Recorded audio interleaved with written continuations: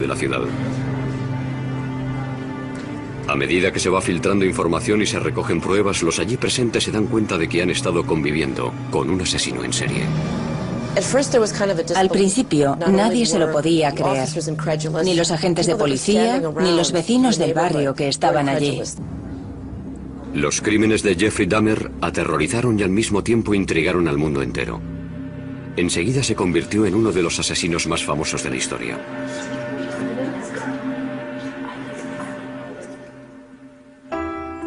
El hijo primogénito de Joyce y Lionel Dahmer nació en Milwaukee, Wisconsin, el 21 de mayo de 1960, poco antes de que se cumpliera su primer aniversario de boda.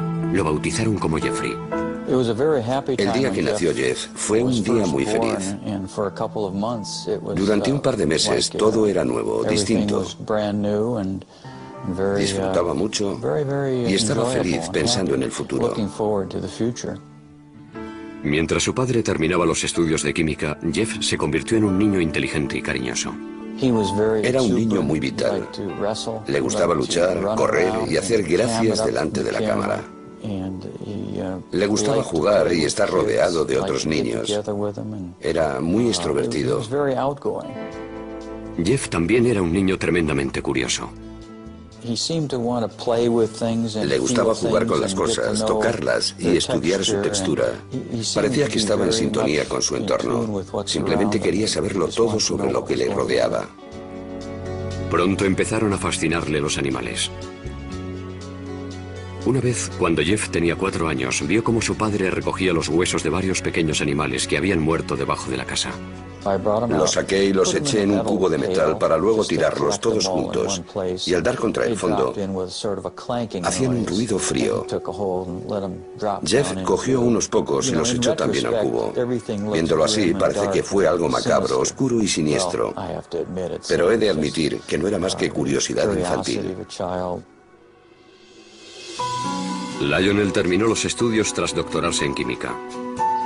Después la familia se trasladó a Ohio y se mudó 3 veces antes de echar raíces en una finca arbolada de más de 8.000 metros cuadrados en la localidad de Bath, a 1 hora en coche al sur de Cleveland. Entonces Lionel empezó a darse cuenta de que Jeff, que antes era tan sociable, se había convertido en un chico tímido y retraído. Parecía que no estaba a gusto con la gente. No se sentía cómodo. Para evitar que pensara en la mudanza, sus padres le regalaron un perro, Frisky, al que quería con locura. Con los conocidos, con el hijo de los vecinos y con su perro, estaba muy relajado. Pero en aquel entonces nos preocupaba que fuera tan tímido y que tuviera cierto complejo de inferioridad. El matrimonio pensó que su hijo necesitaba sentirse importante en la familia, así que le dejó elegir el nombre de su segundo hijo. Jeff le puso David. Lionel también le animaba a participar en actividades en las que se tuviera que relacionar con otros niños. Lo que intentábamos era aficionar a Jeff a distintas actividades, con la idea de que esa afición lo llevara a relacionarse con otras personas, a que interactuara de forma casi forzada. Los fines de semana, padre e hijo trabajaban en el huerto y criaban ovejas para competir con ellas en las ferias de una agrupación juvenil. Para conmemorar sus días de hortelanos, el joven Jeff le regaló a su padre una tarjeta que había hecho con un poema. En la parte de delante hay una foto mía comiéndome una mazorca de maíz y después Jeff puso una frase. Las cidras y las calabazas jamás se podrán comparar a un padre de pelo rizado tan fenomenal. Dice, poema de Jeff, te quiero muchísimo. Cuando Jeff tenía 10 años ingresaron a su madre porque tenía ansiedad. A partir de entonces el matrimonio de sus padres empezó a desmoronarse. Durante la adolescencia continuó sintiendo la misma fascinación hacia los pequeños animales, pero entonces empezó a interesarle cómo eran por dentro. Conozco una historia de la infancia de Dahmer. Fue a pescar con algunos amiguitos de Bath, Ohio. Todos los niños pescaron algo y cuando Jeffrey vio su pez, lo dejó en el embarcadero y lo abrió en canal. Y se quedó fascinado cuando vio lo que había dentro. Por otro lado, coleccionaba animales que encontraba muertos en la carretera. Cogía una bolsa de basura y se recorría las carreteras de campo de Ohio en busca de cadáveres. Jeff llevaba el animal que había encontrado al patio de su casa y allí, escondido entre los árboles, lo diseccionaba. Ahora estoy convencido de que aquello fue el principio de la espiral que lo llevó a hacer lo que hizo. Empezó en la pubertad, cuando tienes las hormonas a flor de piel. Se dedicaba a investigar cómo eran los animales por dentro, al mismo tiempo que se estaba desarrollando su sexualidad. Cuando era un adolescente, Jeff descubrió que solo le atraían sexualmente los hombres. Pero las fantasías en las que tenía relaciones con ellos se mezclaban con otras en las que los asesinaba y descuartizaba. Creo que tenía 14 o 15 años cuando empecé a pensar de forma obsesiva en la violencia mezclada con el sexo. Cada vez era peor. No sabía cómo contárselo a alguien, así que me lo guardé para mí. Una de sus fantasías consistía en tumbarse al lado de un hombre inconsciente. Un día, por primera vez, Jeff decidió convertir una de sus fantasías en realidad. Trazó un plan. Dejaría inconsciente a un vecino que salía a correr dándole con un bate y se tumbaría a su lado. Sin embargo, el día que salió a esperar a su víctima, el vecino no pasó por allí. Jamás volvió a intentarlo. Cuando Jeff estudiaba en el instituto, sus fantasías sexuales lo tenían traumatizado. Para olvidarlas, empezó a beber. Por la mañana, de camino a clase, paraba en casa de un amigo y se llenaba un vaso de algún licor.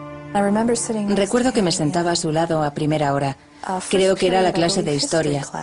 Y llevaba un vaso desechable lleno de whisky escocés. Me acuerdo que le pregunté, Jeff, ¿qué es eso? Echó la cabeza para atrás, se lo bebió de un trago y me dijo, un medicamento. Sin embargo, estaba claro que se estaba emborrachando a las 8 de la mañana. Mientras, en casa, el matrimonio de sus padres se desmoronaba. Cuando las discusiones subían de tono, se escondía entre los árboles del patio y les daba los troncos con algún palo. Salía de mi casa y me iba al bosque. Allí refunfuñaba y me lamentaba. No entendía por qué su relación era tan mala. Era un joven distante con pocas aficiones y ningún buen amigo, pero aún conservaba el sentido del humor. La mayoría de las veces se reía de sí mismo. Se ganó la reputación de payaso de la clase.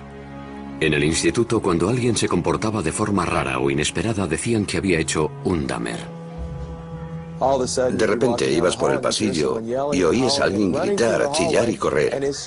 Era Jeff Dahmer, el que iba corriendo moviendo los brazos y gritando, simulacro de huracán, todos a cubierto. En una ocasión, Jeff les cobró algo de dinero a sus compañeros a cambio de montar un espectáculo en el centro comercial. Una mujer estaba regalando muestras de pipas. Jeff se comió una, luego otra y luego otra.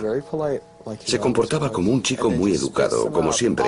Entonces, de repente, las empezó a escupir y a decir a voz en grito, soy alérgico, soy alérgico. Después se fue corriendo.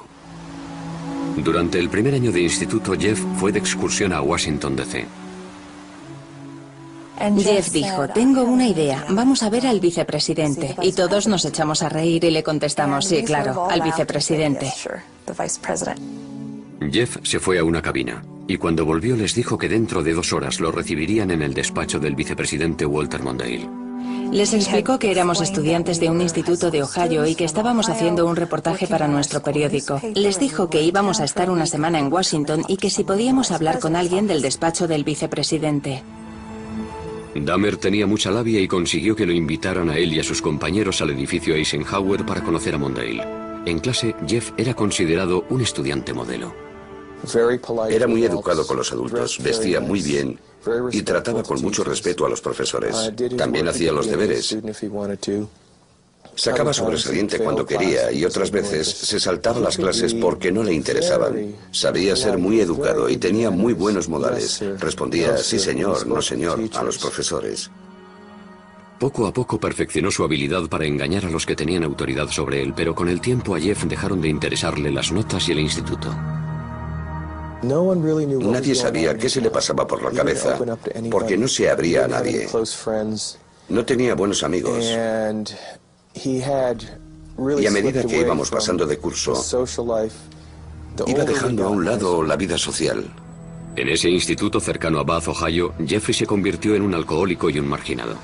Era objeto de burla del resto de los alumnos. Creo que no conectaba con nadie, que no tenía ningún amigo de verdad. Si no tienes ningún amigo, acabas guardándote muchas cosas y desarrollando muchas fantasías.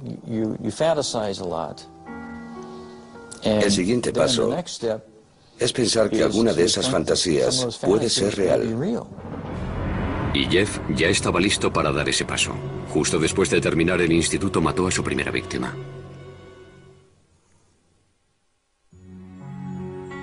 El verano de 1978 empezó para Jeffrey Dahmer con la ceremonia de graduación del instituto. A partir de ahí fue de mal en peor. Sus padres, tras años de terribles discusiones, se divorciaron. El padre de Jeffrey, Lionel, se marchó a vivir a un motel cercano a la casa familiar. Sin que Lionel lo supiera, la madre de Jeff cogió a David, su hijo menor, y se trasladó a Wisconsin. Jeffrey se quedó solo en casa intentando superar la ruptura de sus padres. A Jeff le hizo mucho daño que sus padres se divorciaran. No quería que sus compañeros de clase se enteraran, porque le daba vergüenza. Jeffrey Dahmer tenía 18 años, y como la mayoría de los adolescentes tenía fantasías sexuales. El problema era que en sus fantasías Jeffrey mataba a su amante. Estaba solo en una casa aislada, así que ahora tenía la oportunidad de llevar a cabo esas fantasías. Varias semanas después de la graduación, Jeffrey recogió a un autoestopista que se encontró en la carretera, Stephen Hicks, de 19 años. Ojalá hubiera seguido mi camino, pero no lo hice. Me di la vuelta y lo recogí. Y entonces, la pesadilla se convirtió en realidad. Jeffrey invitó a Hicks a su casa. Bebieron cerveza y pasaron un par de horas juntos. Después, Hicks le dijo que tenía que irse, pero Jeffrey no quería estar solo. No quería que se marchara, así que cogió lo que encontró más a mano, una barra de pesas, le dio en la cabeza y lo mató. Dahmer estranguló a Hicks con la barra. A continuación, con la lucidez suficiente para darse cuenta de que había cometido un asesinato, se puso a ocultar las pruebas. Descuartizó el cuerpo de Hicks con un cuchillo. Había practicado muchas veces con los animales atropellados que recogía. Metió los trozos en bolsas de basura y en mitad de la noche las cargó en el coche para llevarlas al basurero. De camino lo detuvo la policía por pisar la línea continua. Los agentes le preguntaron a Jeff qué llevaba en las bolsas y a dónde iba tan tarde. Jeff estaba atrapado. Sin embargo, había preparado una mentira. Les dijo, es basura, voy a llevarla al basurero. Y el agente no abrió las bolsas. Les dijo que había mucha tensión en su casa y que se le había ocurrido que yendo al basurero se olvidaría un poco de todo. La policía le puso una multa y le dejó marchar. Jeff volvió a casa atormentado por la culpa. Guardó los huesos de Stephen Hicks bajo la casa durante 2 semanas. Después los machacó con un mazo. Luego fue tirando los fragmentos en círculo entre las hojas y la maleza detrás de la casa. Un joven de 19 años que por lo que sabemos era un buen chico, desapareció de la faz de la tierra. En agosto, el padre de Jeffrey se pasó por la casa. Le pregunté, ¿dónde está tu madre? ¿Dónde está Dave? Y me contestó, se han ido. Yo le dije, ¿qué quieres decir con eso? Que se han marchado, se han ido. El padre de Jeff volvió a la casa y animó a su hijo a que se buscara un trabajo. Pero a él no le interesaba. Se pasaba el día bebiendo y hasta lo arrestaron por embriaguez. Lionel llevó a su hijo a las reuniones de Alcohólicos Anónimos y a un psicólogo. No le sirvió de nada. Nada podía borrar la violencia y el terror que aquel primer asesinato había grabado en su mente. Parecía que solo encontraba consuelo en el alcohol. A finales del verano, Jeff seguía en paro. Así que Lionel le sugirió una alternativa, la universidad, y apuntó a Jeff en la Universidad Estatal de Ohio. Para cualquier novato es duro adaptarse a la vida universitaria, pero si encima has matado a alguien, lo has descuartizado y has esparcido parte de sus restos por tu casa, debió de ser duro. Jeff se pasó el primer trimestre completamente borracho. Vendía su sangre a los centros de plasma para sacar dinero para cerveza. Como era de esperar, Dahmer suspendió todo y volvió a casa. Le dije, Jeff, se te están cerrando muchas puertas. Quizá puede que el ejército sea lo que necesites. Jeff aceptó la decisión como todas las demás que habían tomado por él y se alistó. Tras finalizar la instrucción básica, lo enviaron a un hospital militar de San Antonio, Texas, donde lo prepararon para ser personal médico de campaña. Allí, Dahmer aprendió mucho sobre anatomía humana. Por primera vez en su vida, le emocionaba lo que estaba haciendo. La disciplina y la instrucción le vinieron bien. Cuando llevaba 6 meses en el ejército, su cuerpo enclenque había pasado a ser enjuto y fuerte y pasó de ser tímido y retraído a ser un hombre extrovertido. Sin embargo, este cambio fue pasajero. El ejército lo destinó a Alemania, donde Jeff volvió a caer en la bebida. Sus superiores se dieron cuenta y lo licenciaron antes de tiempo. Jeff se marchó directamente a Miami Beach sin comunicárselo a su familia. Encontró trabajo en una sandwichería y se instaló en un motel. Cuando se gastaba tanto en bebida que no podía pagarse la habitación, Jeff empezó a dormir en la playa. Una noche, una rata enorme, se le subió encima y Jeff se llevó un susto tremendo. Aquel día nos llamó y nos dijo que necesitaba dinero. Le dije, no te mandaré dinero, pero sí un billete de avión para que vuelvas a casa. Fui a recogerlo al aeropuerto de Cleveland y llegó con una sonrisa en el rostro. Pero cuando me acerqué a él, me di cuenta de que no sonreía de felicidad, sino porque estaba ebrio. Lionel intentó ayudar a su hijo alcohólico. Intentamos que fuera un psicólogo. Lionel lo llevaba en coche hasta la consulta y veía cómo entraba por la puerta. Tiempo después, Jeff nos dijo que cuando Lionel se marchaba, salía por la puerta de atrás y se daba una vuelta por el centro. Sin saber qué más hacer, Lionel mandó a Jeff a vivir a una localidad cercana a Milwaukee con su abuela. Jeffrey estaba más unido a su abuela que a nadie en el mundo. Pasó por un periodo de estabilidad cuando se fue a vivir a su casa. Jeff hizo un esfuerzo por encarrilar su vida. Dejó de beber. Comenzó a ir a la iglesia y luchó contra su tendencia homosexual que él creía inmoral, lo que al final le llevó a fantasear una vez más con el asesinato. Encontró varios trabajos. Primero en un banco de sangre y después en el turno de noche de una fábrica de chocolate. Sin embargo, este estilo de vida, de ir a la iglesia y vivir con rectitud, como él lo llamaba, no duró mucho. Cuando llevaba 3 años viviendo tranquilamente en casa de su abuela, Jeff tuvo que enfrentarse a sus miedos. En la biblioteca, un hombre le entregó una nota en la que le ofrecía favores sexuales. Dahmer le rechazó, pero años después dijo que aquella nota fue un punto de inflexión.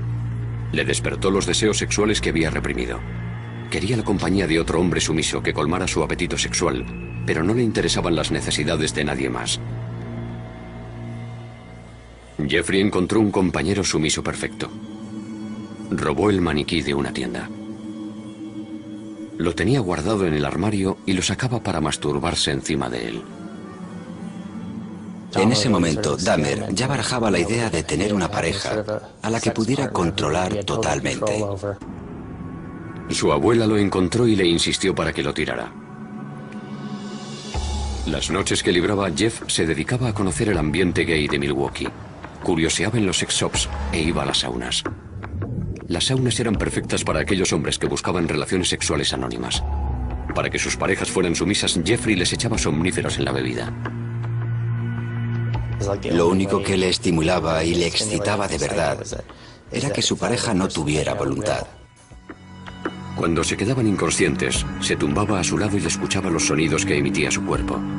Los latidos del corazón, el estómago.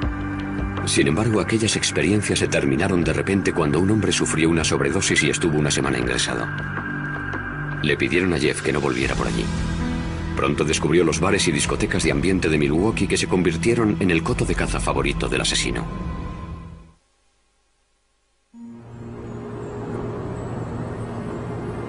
A los 20 y tantos años, Jeff estaba afincado en Milwaukee. Vivía en casa de su abuela y era asiduo de los locales de ambiente de la ciudad. nadie sospechaba que este joven solitario y guapo con cara de niño iba a convertirse en un asesino en serie. Dahmer encajaba en cualquier grupo. Nadie podía decir, debe de ser un loco, ni tiene que ser un asesino. Por eso tenía tanto éxito. No era un tipo repulsivo. Y menos aún en los clubs de ambiente de Milwaukee. Era considerado un tío bueno en la comunidad gay. La gente lo encontraba atractivo. Muchas personas nos dijeron que era la clase de chico al que quieres cuidar y mimar.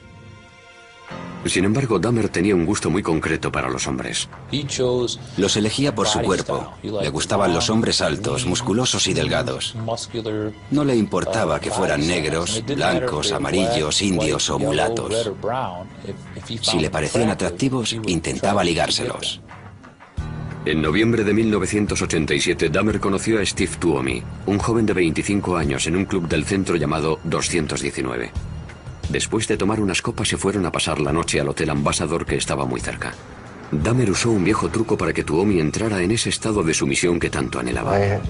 Le eché unos cuantos somníferos en la bebida para dejarlo inconsciente.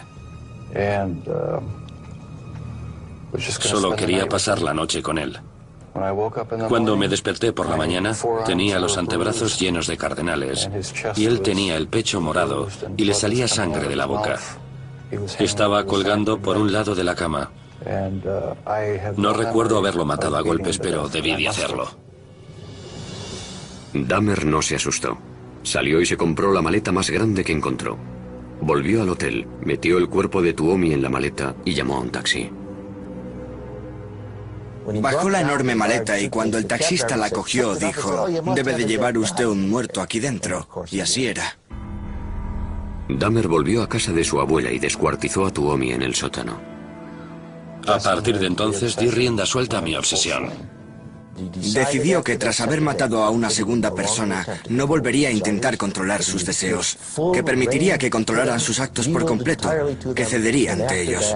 Después de aquello dedicó su vida a complacer ese deseo sexual tan grande.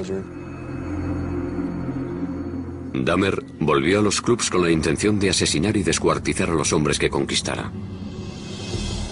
En la parada de autobús que hay junto al 219 conoció a James Dockstader, un joven de 14 años.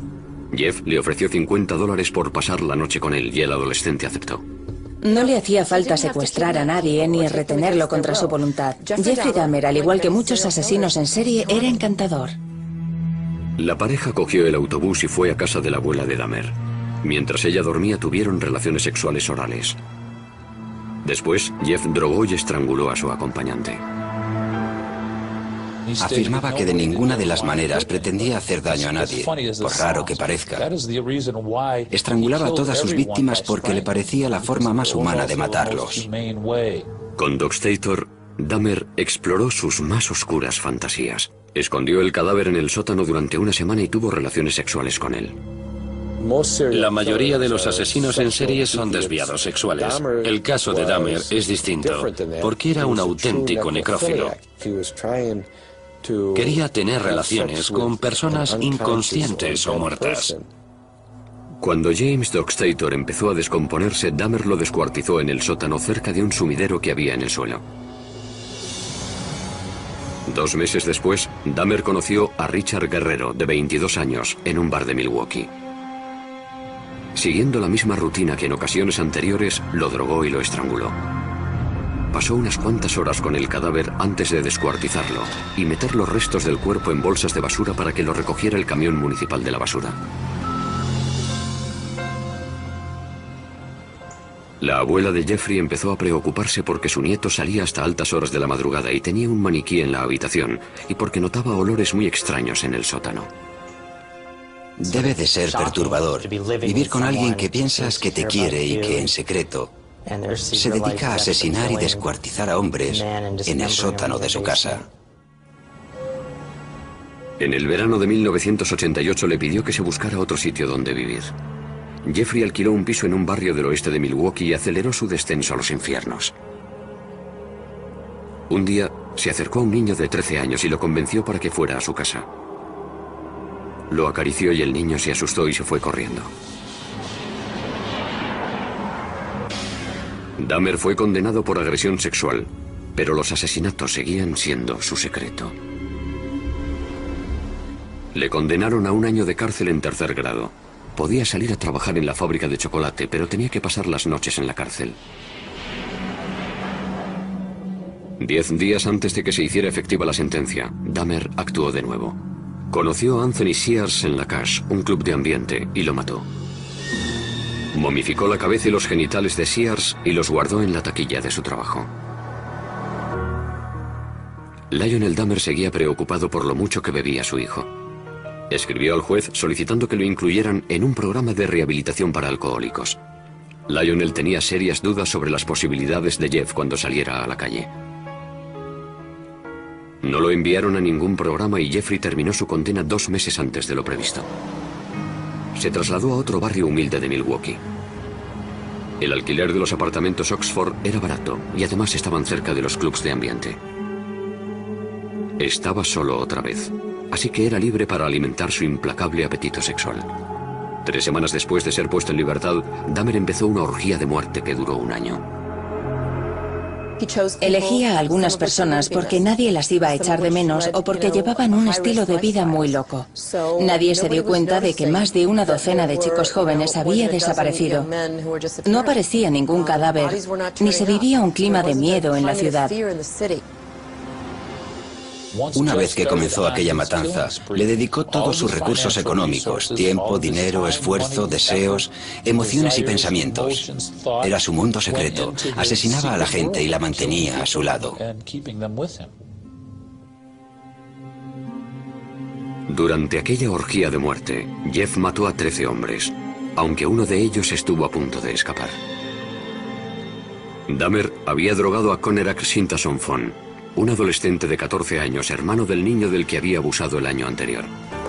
Mientras Conerak dormía, Dahmer salió a buscar más bebida, y cuando aún no había vuelto, el chico se despertó.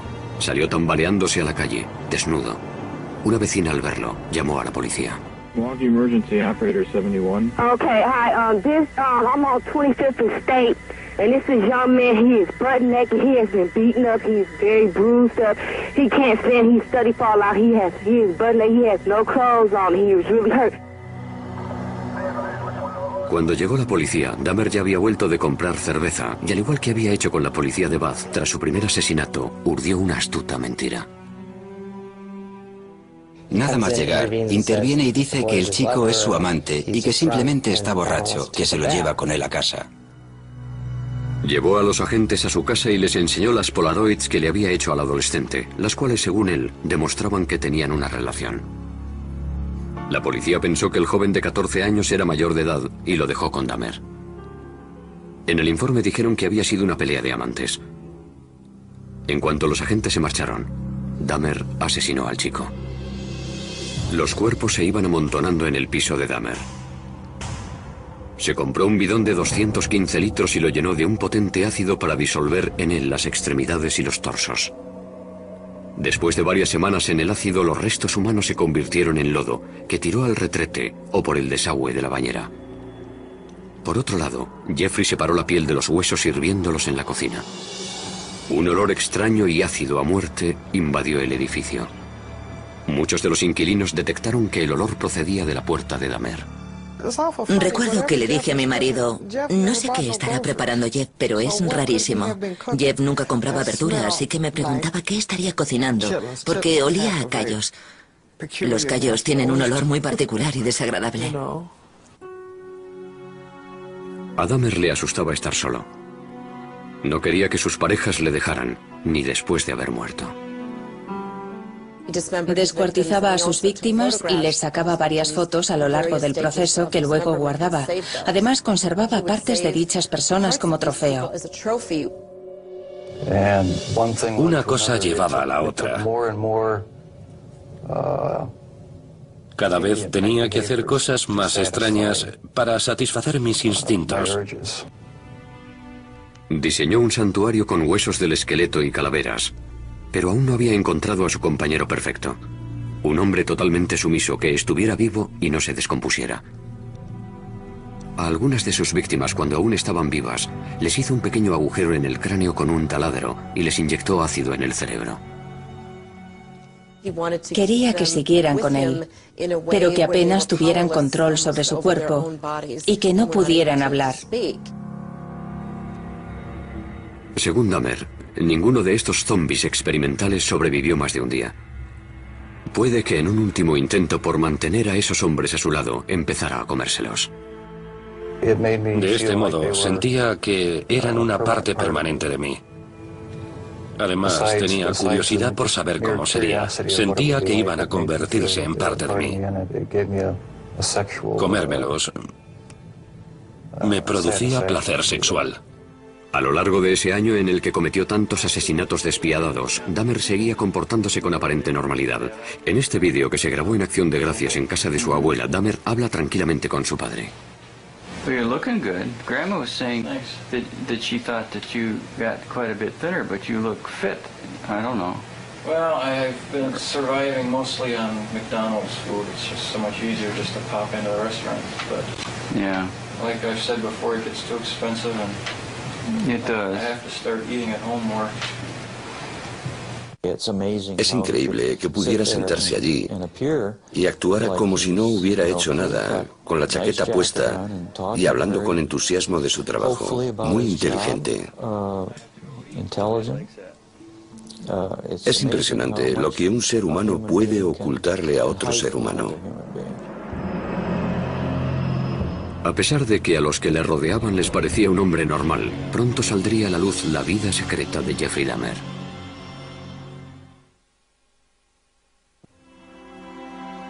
En julio de 1991, la ciudad de Milwaukee descubrió entre sus vecinos a un asesino en serie, el joven de 31 años, Jeffrey Dahmer. Un hombre, Tracy Edwards, logró escapar de los horrores del piso de Dahmer y parar a una patrulla que pasaba por allí. Cuando los agentes entraron en el piso, encontraron 83 polaroids de cadáveres en distintas etapas del proceso de descuartizado. En la cocina, descubrirían cosas aún más impactantes. Cuando los agentes entraron a su casa aquella noche, encontraron la cabeza de una de las víctimas en el frigorífico. También encontraron restos de cadáveres que Jeff había guardado en un congelador. Uno de los agentes abrió el congelador y oyó un grito. Más tarde se dio cuenta de que había sido él el que había gritado.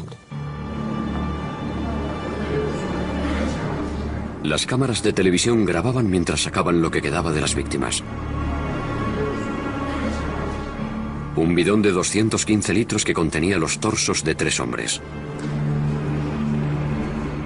Un congelador con extremidades y carne, y ollas de metal con manos y genitales momificados. Lo que vimos aquella noche fue horrible. Nadie se podía creer que, en primer lugar, hubiera guardado todo aquello y, en segundo lugar, cómo pudo hacerlo sin que nadie se enterara. ¿Cómo era posible que nadie supiera qué estaba pasando exactamente? Esta vez, no había mentira que pudiera librar a Dahmer de la justicia. Andaba como si se sintiera derrotado. Iba con los hombros caídos y la cabeza agachada. Sudaba muchísimo y emitía una especie de débil quejido similar al llanto de un bebé.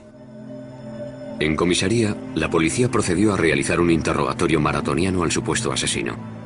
Al principio, Dahmer culpó a la bebida y dijo que no le habrían pillado si no hubiera estado tan borracho. Estaba claro que tenía miedo. Tenía ojos de terror y la histeria se iba percibiendo en su rostro a medida que se le iban pasando los efectos del alcohol. Se dio cuenta de que había caído el telón. Lo habían cogido. Cuando Dahmer recuperó la sobriedad, empezó a dar horripilantes detalles que nadie se esperaba oír. Dijo lo siguiente: cuando le cuente lo que le voy a contar se va a hacer famoso. Le intenté explicar: mira, Jeff, nada de lo que me digas me va a asustar. Y se rió al oírme. Me contestó: no tienes ni idea de lo que he hecho. Dahmer pasó las siguientes 6 semanas contándoles a los inspectores cómo había asesinado a 17 hombres. La confesión tenía 159 páginas. Para Dahmer fue una experiencia catártica. Por fin pudo sacarse de dentro lo que llevaba escondiendo 13 años. Partiendo de la información de la confesión, los investigadores regresaron a Bath, la ciudad de Ohio donde Dahmer había pasado su infancia. Allí recogieron con un rastrillo los huesos machacados de Stephen Hicks, la primera víctima de Dahmer. El forense del condado de Milwaukee comenzó a unir las cabezas a los cuerpos. Y la policía, la penosa tarea de dar la noticia a las familias. Dahmer se declaró culpable, pero adujo locura. Lo único que tuvo que decidir el jurado fue si estaba cuerdo o no. Era evidente que la defensa iba a alegar locura. ¿Qué iban a alegar si no? ¿Defensa propia? ¿Que no sabían cómo habían llegado los cuerpos hasta su casa? En Wisconsin no se aplica la pena de muerte, así que si el jurado decidía que estaba cuerdo, pasaría el resto de su vida en la cárcel. Si decidía que estaba loco, lo encerrarían en una institución para enfermos mentales. Ni siquiera el propio Dahmer comprendía por qué disfrutaba tanto matando. Jeffrey pensaba que era tan malo que era el propio demonio. Sabía que le sucedía algo malo, aunque no sabía qué. Sin embargo, nunca se había definido como un loco. El hombre que entró en la sala de aquel juzgado de Milwaukee en enero de 1992 parecía completamente normal. Hasta que el inspector Dennis Murphy leyó su confesión. He related this was a person he really liked. He indicated that he had filleted his heart and kept it in the freezer, and he also kept his bicep. He indicated that he had eaten the thigh muscle of this subject, but it was so tough he could hardly chew it. He then purchased a meat tenderizer and used it on the bicep. El padre de Dahmer, Lionel, estaba sentado en la sala al lado de su segunda esposa, Shari, sin poder dar crédito a lo que estaba oyendo. Nadie nos preparó para el golpe, ni nos advirtió de los detalles que íbamos a escuchar. ¿Cómo era posible? ¿Cómo era posible que no me hubiera enterado de nada? A pesar de lo horrendos que eran los crímenes de Dahmer, el país estaba fascinado. Fue increíble la fascinación que despertó. Recuerdo que un sábado me quedé impresionada porque allí al lado se celebraba también la feria del automóvil y había familias enteras que cogían la bolsa que les daban en la feria y hacían cola para pasar por los detectores de metal. Querían entrar a ver al asesino en serie. La naturaleza de los delitos que había cometido Dahmer parecía una prueba irrefutable de su locura. ¿Cómo si no se podía explicar que un hombre tuviera relaciones sexuales con cadáveres, que los descuartizara y se los comiera, y todo para obtener placer sexual? Sin embargo, la definición legal de locura es muy estricta.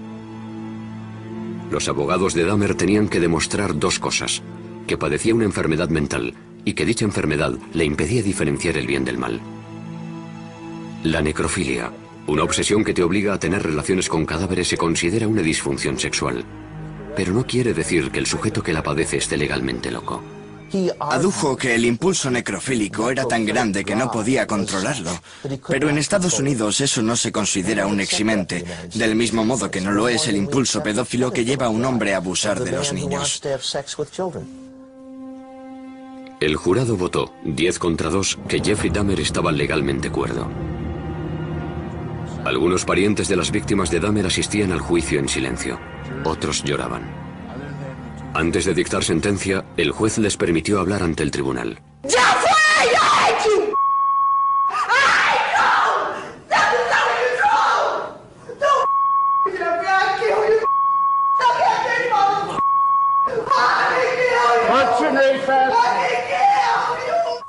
Una vez que se restableció el orden, Dahmer habló en público por primera vez. I feel so bad for what I did to those poor families, and I understand their rightful hate.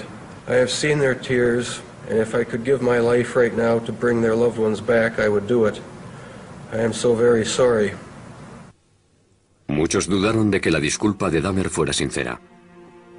Se preguntaban si un hombre que había matado con tanta frialdad tenía conciencia o era capaz de sentir remordimientos.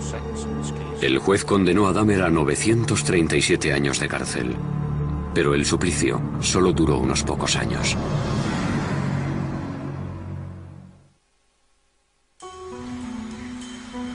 El penal Columbia, situado en Portage, Wisconsin, se convirtió en el nuevo hogar de Jeffrey Dahmer. Su piso de los apartamentos Oxford seguía vacío como doloroso recuerdo de los que habían perdido allí la vida. En noviembre de 1992 los demolieron. Dahmer tenía 32 años y dedicaba sus días de recluso a meditar en la celda. Intentaba superar los remordimientos que le producía tener instintos asesinos y buscaba el perdón divino. De niño iba a la iglesia, y también de adulto, junto a su abuela, pero durante la orgía de muerte se olvidó de la religión. Dahmer achacó su naturaleza de asesino a sus creencias ateas. y a la teoría de la evolución. Dijo, si todo es obra de la naturaleza, ¿para qué sirve Dios? ¿Puedo establecer mis propias reglas? ¿Quién es mi Señor? Yo soy mi propio dueño. Sin embargo, Jeffrey vivía en una contradicción porque siempre creyó que la culpa de todo era del diablo, que se había apoderado de su alma.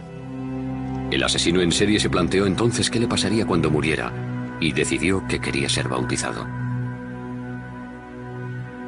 En abril de 1994, el sacerdote de la prisión llamó a Roy Radcliffe, ministro evangelista, para que hablara con el recluso. Era una persona muy simpática. Yo siempre tuve la impresión de que estaba hablando con un niño pequeño que tenía el cuerpo de un adulto. Se interesaba y se emocionaba mucho con las típicas cosas que le gustan a los niños. Un mes después, en el centro médico de la prisión, Dahmer fue bautizado en una bañera de hidromasaje. Por el camino pasó al lado de otros reclusos que iban con fregonas, escobas y otros artículos de limpieza. Levantaron la vista y al único que reconocieron fue a Jeff, así que le dijeron como si fueran grandes amigos: «Hola, JD, ¿cómo te va?». Y él contestó: «Me van a bautizar, estoy muy contento». Parecía que Dahmer se estaba transformando en la cárcel.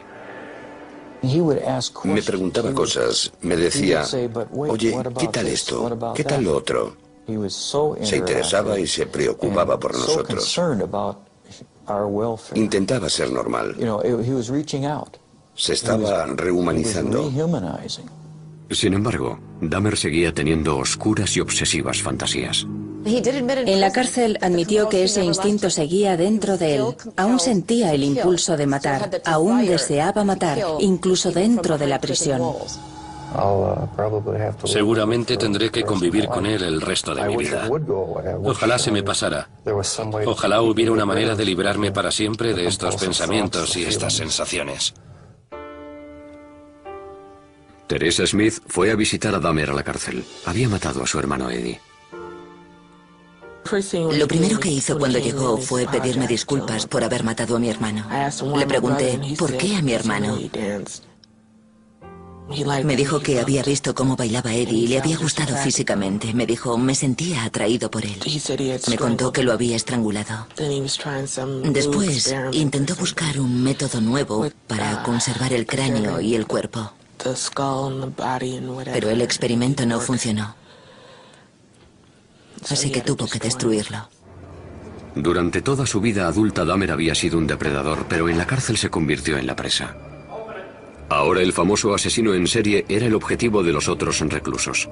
En agosto de 1994 lo atacaron en la capilla de la cárcel con un rudimentario cuchillo. Esa vez sobrevivió. Pero el 28 de noviembre de 1994, Christopher Schaefer, que se apodaba a sí mismo Cristo, golpeó a Dahmer con una barra de metal que cogió del gimnasio de la prisión. Murió de camino al hospital.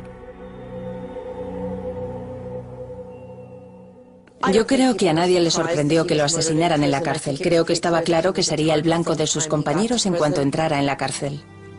Una de sus últimas voluntades era que lo incineraran y que entregaran la mitad de sus cenizas a su padre y la otra mitad a su madre. En su testamento escribió: no quiero una placa, ni quiero una tumba, ni un funeral.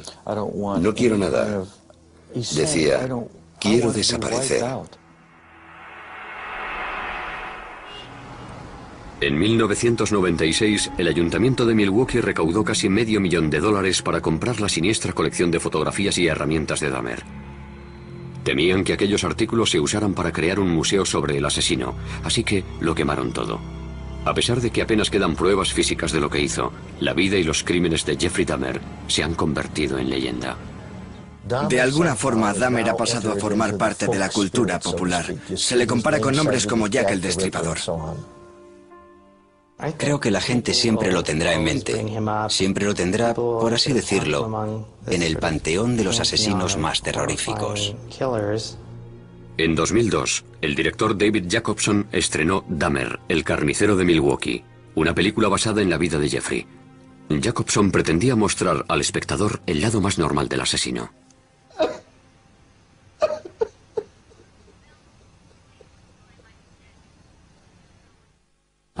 Quería mostrar su lado humano, lo que todos llevamos en nuestro interior. Quería acercarlo a todos nosotros, lo cual puede incomodarnos, pero creo que es muy interesante que el público vea la historia desde ese punto de vista. Los crímenes de Jeffrey Dahmer impactaron al mundo, pero los motivos que le llevaron a cometerlos es lo que continúa fascinándonos. Es un misterio entre los misterios. Un misterio que nunca se resolverá. Aunque siguiera vivo, no creo que fuera posible averiguar qué sentía. Solo tendríamos hipótesis. Eso es lo que le parece más inquietante a la opinión pública. Queremos saber quiénes son estas personas. Nos gustaría ser capaces de identificarlos, de reconocerlos cuando vayan por la calle, pero no sabemos quiénes son. Eso es lo que aprendimos de Jeffrey Dahmer, que nunca se sabe.